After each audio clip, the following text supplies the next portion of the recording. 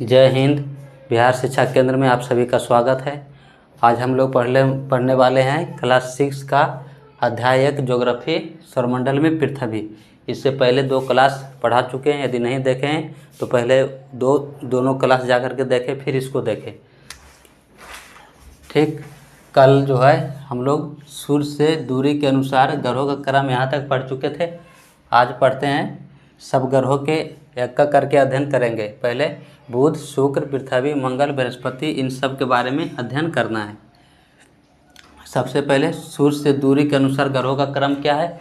सूर्य से दूरी के अनुसार ग्रहों का क्रम, सूर्य के सबसे नज़दीक कौन सा है? बुध, उसके बाद शुक्र, फिर पृथ्वी, मंगल, बृहस्पति, शनि और अरुण, वरुण। एक एक करके अध्ययन करते हैं बुध के बारे में। बुध जो है सूर्य के सबसे निकट का ग्रह है। यदि पूछेगा कि बुध सूर्य का सबसे निकट का ग्रह कौन सा है, तो क्या बोलना है? बुध। सूर्य के सबसे निकट का ग्रह कौन सा है? बुध। सूर्य के सबसे निकट का ग्रह बुध। सौरमंडल का सबसे छोटा ग्रह, सौरमंडल का आकार में भी सबसे छोटा कौन सा है? बुध। आकार के हिसाब से यदि बात करें तो आकार के हिसाब से क्या बताए थे कल पिछली कक्षा में? आकार के हिसाब से 1 नंबर पर बृहस्पति, 2 नंबर पर शनि, 3 नंबर पर अरुण, फिर वरुण, 5वां में क्या बताए थे? पृथ्वी, 6 में शुक्र, 7 में मंगल और सबसे आकार में छोटा कौन सा था? बुध। तो सौरमंडल का सबसे छोटा ग्रह कौन सा है? बुध। सौरमंडल का सबसे छोटा ग्रह बुध। और सूर्य की परिक्रमा, ये जो है बुध जो है सूर्य की परिक्रमा मतलब होता है कि चारों ओर घूमना। यहाँ पर जैसे सूर्य है, ठीक, और इसके चारों ओर क्या घूम रहा है, ठीक, ग्रह।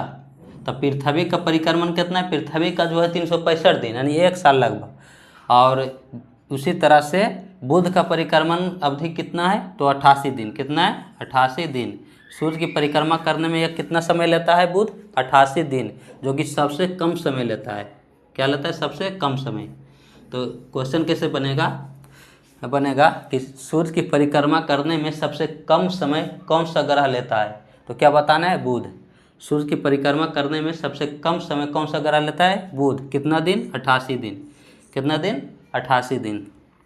कोई उपग्रह नहीं, बुध के कोई उपग्रह नहीं है। जैसे पृथ्वी का एकमात्र उपग्रह चंद्रमा है, शनि का भी उपग्रह है बहुत सारा, और बृहस्पति का भी है, लेकिन बुध का जो है कोई उपग्रह नहीं। बुध का भी कोई उपग्रह नहीं और साथ ही शुक्र का भी कोई उपग्रह नहीं है।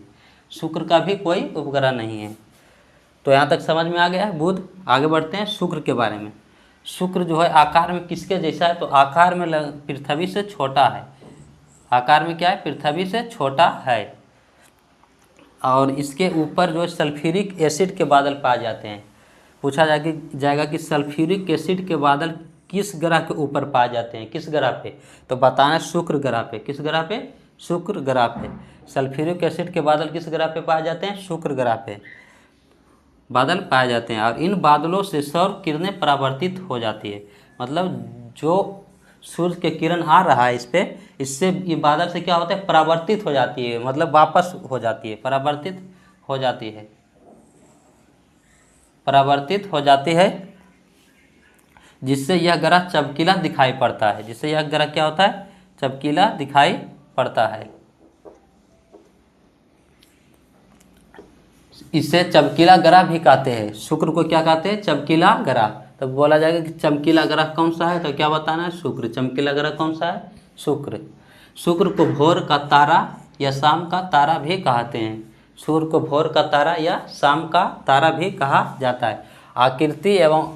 आकार एवं आकृति पृथ्वी के समान होने के कारण, यानी कि लगभग जो है शुक्र का आकार एवं आकृति पृथ्वी के समान ही है, इसीलिए इसको पृथ्वी की बहन या जुड़वा ग्रह भी कहते हैं। पृथ्वी की बहन या जुड़वा ग्रह कहा जाता है। किसे? शुक्र को। तो क्या बोलना है? पृथ्वी की बहन किसे कहा जाता है? शुक्र को। या जुड़वा ग्रह किसे कहा जाता है? शुक्र को। सौरमंडल का सबसे गर्म ग्रह कौन सा है? क्या बताना है? शुक्र। सौरमंडल का सबसे गर्म ग्रह शुक्र। और अन्य ग्रहों के विपरीत दिशा में परिक्रमा करता है। या शुक्र जो है अन्य ग्रहों के विपरीत दिशा में, जैसे और सभी जो ग्रह है वो पश्चिम से पूर्व दिशा में घूम रहे हैं सूर्य के। जैसे यहाँ सूर्य है, ठीक, अरे जो है पश्चिम से पूर्व दिशा में घूम रहे हैं इस तरह से। इधर से पश्चिम से दिशा दिशा पता है ना, इधर नॉर्थ होता है, ये साउथ, ये ईस्ट और वेस्ट। तो इधर से इस तरह से सब ग्रह घूम रहा है, लेकिन ये जो है शुक्र इधर से इधर घूम रहा है, इधर से इधर सूर्य के चक्कर लगा रहा है। तो अन्य ग्रहों के विपरीत दिशा में परिक्रमा करता है कौन? शुक्र। शुक्र जो है अन्य ग्रहों के विपरीत दिशा में परिक्रमा करता है, किधर से किधर? पूर्व से पश्चिम दिशा में, पूर्व से पश्चिम दिशा में। और शुक्र का भी कोई उपग्रह नहीं है। यहाँ तक समझ में आया? एक बार फिर से देखिए, सूर्य से दूरी के अनुसार ग्रहों का क्रम क्या है? मतलब सबसे नज़दीक बुध है, इससे दूर शुक्र है, इससे दूर पृथ्वी है, फिर मंगल है, इसके बाद बृहस्पति, फिर शनि, अरुण, फिर वरुण। यानी कि सूर्य से सबसे दूर कौन सा है? तो वरुण। सूर्य से सबसे दूर कौन सा है? वरुण। और सबसे नज़दीक कौन है? बुध। सबसे नज़दीक बुध। और बुध के बारे में, बुध सबसे निकट का ग्रह है। सूर्य के सबसे निकट कौन सा ग्रह है? बुध। सौरमंडल का सबसे छोटा ग्रह कौन सा है? बुध। और सूर्य की परिक्रमा में सबसे कम समय लेता है कौन सा ग्रह? बुध। कितना समय लेता है? 88 दिन। कितना समय लेता है? 88 दिन। और बुध का एवं शुक्र, बुध एवं शुक्र दोनों का कोई उपग्रह नहीं है, दोनों का कोई उपग्रह नहीं, एक भी उपग्रह नहीं है। और शुक्र जो है आकार में पृथ्वी के जैसा ही, आकार में एवं आकृति में पृथ्वी के समान ही है, लेकिन पृथ्वी से छोटा है, लगभग समान है। इसीलिए इसे पृथ्वी की बहन या जुड़वा ग्रह भी कहते हैं। पृथ्वी की बहन या जुड़वा ग्रह भी कहते हैं। और सूर्य के ऊपर जो सल्फ्यूरिक एसिड के बादल पाए जाते हैं, और इन बादलों से सौर किरणें क्या होती है? परावर्तित होती है। इसके कारण यह चमकीला दिखाई पड़ता है, इसलिए इसे चमकीला ग्रह भी बोला जाता है। किसको? शुक्र को। शुक्र को कौन सा ग्रह? चमकीला ग्रह किसे बोला जाता है? शुक्र को। भोर का तारा किसे बोला जाता है? शुक्र को। शाम का तारा शुक्र को। पृथ्वी की बहन किसे कहा जाता है? शुक्र को। जुड़वा ग्रह शुक्र। सबसे गर्म ग्रह शुक्र। सबसे गर्म ग्रह कौन सा है? शुक्र। अन्य ग्रहों के विपरीत दिशा में परिक्रमा करता है, किधर से किधर? पूर्व से पश्चिम दिशा में, पूर्व से पश्चिम दिशा में। ठीक, क्लियर? चलिए आगे बढ़ते हैं। अब पृथ्वी के बारे में अध्ययन करते हैं। बुध शुक्र के बाद पृथ्वी। पृथ्वी जो सूर्य से दूरी के हिसाब से कैमा ग्रह है? तीसरा ग्रह। पृथ्वी सूर्य से दूरी के हिसाब से कैमा ग्रह है? तीसरा ग्रह। आकार में यह कौन सा ग्रह है? पांचवा। आकार में पृथ्वी पांचवा ग्रह है। और पृथ्वी जो ध्रुवों के पास थोड़ी चपटी है। कैसी है? पृथ्वी ध्रुवों के पास थोड़ी चपटी है। यही कारण है कि इसके आकार को क्या कहते हैं? भूआब कहते हैं। इसके पृथ्वी के आकार को क्या कहते हैं? भूआब। किस कारण से? क्योंकि ये जो है पृथ्वी जो है ध्रुवों पर थोड़ी चपटी है, जैसे इस प्रकार से यहाँ पर थोड़ा सा चपटी है ध्रुवों पर। ये क्या है? ध्रुव पर थोड़ी सी चपटी है, या नारंगी के आकार के बोल सकते हैं, या इसे भूआब कहते हैं। क्या है? इसे भूआब कहते हैं। इस आकार को भूआब कहा जाता है। भूआब का अर्थ होता है पृथ्वी के समान आकार। भूआब का अर्थ क्या होता है? पृथ्वी के समान आकार। जीवन के लिए अनुकूल परिस्थितियाँ पृथ्वी पर ही संभव है। यानी जीवन जीने के लिए जो अनुकूल वातावरण है या अनुकूल परिस्थिति है, वो कहाँ संभव है? पृथ्वी पर ही संभव है, पृथ्वी पर ही पाई जाती है। इसका कारण क्या है? क्यों पृथ्वी पर ही जीवन संभव है? पहला कारण है कि पृथ्वी ना तो अधिक गर्म है और ना ही अधिक ठंडी। पृथ्वी जो है ना तो अधिक गर्म है और ना ही अधिक ठंडी, इसी पहला कारण। दूसरा, यहाँ पानी भी उपलब्ध है। पानी भी कहाँ उपलब्ध है? पृथ्वी पर। और वायु जो जीवन के लिए सबसे ज़रूरी है। वायु, वायु में क्या चीज़ जरूरी है ज़्यादा? ऑक्सीजन। सबसे जरूरी क्या है? ऑक्सीजन। जो वायु में कितना % में है? 21% में पाया जाता है, ऑक्सीजन मौजूद है। यही कारण है कि पृथ्वी पर जीवन के लिए अनुकूल परिस्थितियां हैं, यानी पृथ्वी पर ही जीवन संभव है। किस कारण से? क्योंकि पृथ्वी ना तो अधिक गर्म हो सकती है, न बहुत ज़्यादा गर्म, और ना ही अधिक ठंडी है। पहला कारण। दूसरा कारण, यहाँ पे पानी उपलब्ध है, जल उपलब्ध है, और वायु की उपस्थिति है जो हमारे जीवन के लिए आवश्यक है। और वायु में भी कौन सा? वायु में आवश्यक गैसें कौन सा है? जब ज़्यादा जरूरी? ऑक्सीजन। इन्हीं कारणों से पृथ्वी सौरमंडल का सबसे अद्भुत ग्रह है। इन्हीं सब कारणों से पृथ्वी को क्या कहा जाता है? सौरमंडल का सबसे अद्भुत ग्रह कहा जाता है। कौन सा? सबसे अद्भुत ग्रह सौरमंडल का कौन सा है? पृथ्वी। पृथ्वी अंतरिक्ष से देखने पर पृथ्वी नीले रंग की दिखाई पड़ती है। अब अंतरिक्ष से देखने पर पृथ्वी नीले रंग की क्यों दिखाई पड़ती है? क्योंकि पृथ्वी के जो है 75% भाग पर जल पाया जाता है, यानी कि 2/3 सतह पानी से ढकी हुई है। पृथ्वी की 2/3 सतह जो है पानी से ढकी हुई है, इसलिए इसे नीला ग्रह कहा जाता है। अब आते हैं चंद्रमा। तो पूछा जाएगा कि नीला ग्रह किसे कहते हैं, तो क्या बताना है? पृथ्वी को। नीला ग्रह किसे कहते हैं? पृथ्वी को। क्यों? क्योंकि इसके 2/3 सतह पर क्या है? पानी है, इसलिए इसे नीला ग्रह कहा जाता है। चंद्रमा जो पृथ्वी का एकमात्र उपग्रह है। चंद्रमा पृथ्वी का एकमात्र उपग्रह है। उपग्रह किसे कहते हैं? उपग्रह जो ग्रह के चारों ओर चक्कर लगाता है उसे उपग्रह कहते हैं। और इसमें भी ग्रह के समान ही ना ही खुद का ऊष्मा होता है, ना तो प्रकाश होता है। इस प्रकाश ऊष्मा का स्रोत कौन सा होता है? सूर्य। व्यास, चंद्रमा का व्यास कितना है? पृथ्वी के व्यास का 1/4। पृथ्वी के व्यास का 1/4। चंद्रमा का व्यास कितना है? पृथ्वी के व्यास जितना है उसका 1/4 भाग चंद्रमा का व्यास है। यह इतना बड़ा इसलिए दिखाई पड़ता है। तो जब पृथ्वी से छोटा है तब इतना बड़ा किस लिए दिखाई कैसे पड़ता है? तारों से भी बड़ा दिखाई पड़ता है। क्यों? क्योंकि इसलिए प्रतीत होता है इतना बड़ा, क्योंकि हमारे ग्रह से अन्य खगोलीय पिंड, मतलब ये जो तारा हैं या जितने भी खगोलीय पिंड हैं उन सब से क्या है? बहुत नज़दीक है, इसलिए चंद्रमा बड़ा दिखाई पड़ता है। यह हमसे लगभग कितना दूर है? 3,84,400 किलोमीटर दूर है। चंद्रमा पृथ्वी से कितना दूर है? लगभग 3,84,400 किलोमीटर दूर है। पृथ्वी का चक्कर, चंद्रमा जो पृथ्वी का चक्कर कितना दिन में पूरा करता है? एक चक्कर 27 दिन में। कितना दिन में? लगभग 27 दिन। और ये जो है अपने अक्ष पर भी एक चक्कर लगभग 27 दिन में पूरा कर लेता है। यही कारण है कि इसीलिए पृथ्वी से केवल चंद्रमा का एक भाग दिखाई पड़ता है।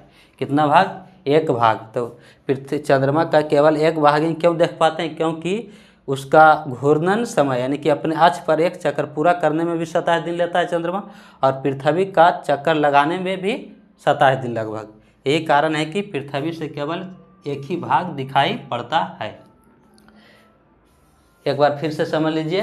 पृथ्वी, मेरे साथ साथ बोलना है, ठीक? सूर्य से पृथ्वी जो सूर्य से दूरी में कैमा ग्रह है? तीसरा। दूरी के अनुसार पृथ्वी सूर्य से तीसरा ग्रह है, और आकार में पाँचवां। और पृथ्वी ध्रुवों के पास थोड़ी चपटी है, इसीलिए यही कारण से इसके आकार को क्या कब बोला जाता है? भू-आब। भू-आब का अर्थ होता है पृथ्वी के समान आकार। और जीवन के लिए जो अनुकूल परिस्थितियाँ या अनुकूल वातावरण जो है वो संभवतः पृथ्वी पर ही संभव है। क्यों संभव है? क्योंकि पृथ्वी ना तो अधिक गर्म है और ना ही अधिक ठंडी है, पहला कारण। दूसरा कारण कि पृथ्वी पर जो हमारे लिए सबसे ज़रूरी है ऑक्सीजन और जल, ये सब जो है कहाँ पाया जाता है? पृथ्वी पर ही मिलता है। यानी पानी यहाँ उपलब्ध है और वायु उपस्थित है। वायु में जो हमारे जीवन के लिए आवश्यक गैसें बहुत सारे गैसें हैं, नाइट्रोजन, आर्गन, ये सर बहुत, कार्बन डाइऑक्साइड जो है वायुमंडल में, वो पृथ्वी पर सूर्य की किरणों को आने देता है, लेकिन जाने के से रोक देता है। कुछ को जाने देता है, कुछ को रोक करके रखता है। यही कारण कि पृथ्वी ना तो अधिक गर्म होती है, ना ही ज़्यादा ठंडी हमारे जीवन में, ठीक? इन्हीं कारणों से पृथ्वी सौरमंडल का सबसे अद्भुत ग्रह है। और अंतरिक्ष से देखने पर पृथ्वी कैसा दिखाई पड़ता है? नीला। कैसा दिखाई पड़ता है? नीला। क्यों? क्योंकि पृथ्वी के 2/3 सतह पर क्या है? पानी है, यानी 2/3 सतह पानी से ढकी हुई है, इसीलिए इसे नीला ग्रह भी कहा जाता है। चंद्रमा जो पृथ्वी का एकमात्र उपग्रह है चंद्रमा। और व्यास, चंद्रमा के व्यास कितना है? पृथ्वी के व्यास का 1/4, याद रखना है। चंद्रमा का व्यास पृथ्वी के व्यास का कितना है? 1/4। यह इतना बड़ा प्रतीत होता है। क्यों? क्योंकि अन्य खगोलीय पिंड जो हैं उससे कितना नज़दीक है चंद्रमा, बहुत नज़दीक है, इसीलिए जो है बड़ा प्रतीत होता है, बड़ा दिखाई पड़ता है। और कितना दूरी है पृथ्वी से? तो 3,84,400 किलोमीटर। और पृथ्वी का एक चक्कर लगभग कितने समय में पूरा करता है? 27 दिन में। और अपनी अक्ष पर एक चक्कर भी 27 दिन में। यही कारण है कि पृथ्वी से केवल इसका हम एक ही भाग देख पाते हैं। ठीक है, आशा करते समझ में आ गया। आइए आगे बढ़ते हैं। तो चंद्रमा की परिस्थितियां जीवन के लिए अनुकूल नहीं हैं। चंद्रमा की परिस्थितियां जो है जीवन के लिए अनुकूल नहीं है। चंद्रमा की सतह पर क्या है, पर्वत, मैदान एवं गड्ढे हैं जो चंद्रमा की सतह पर छाया बनाते हैं।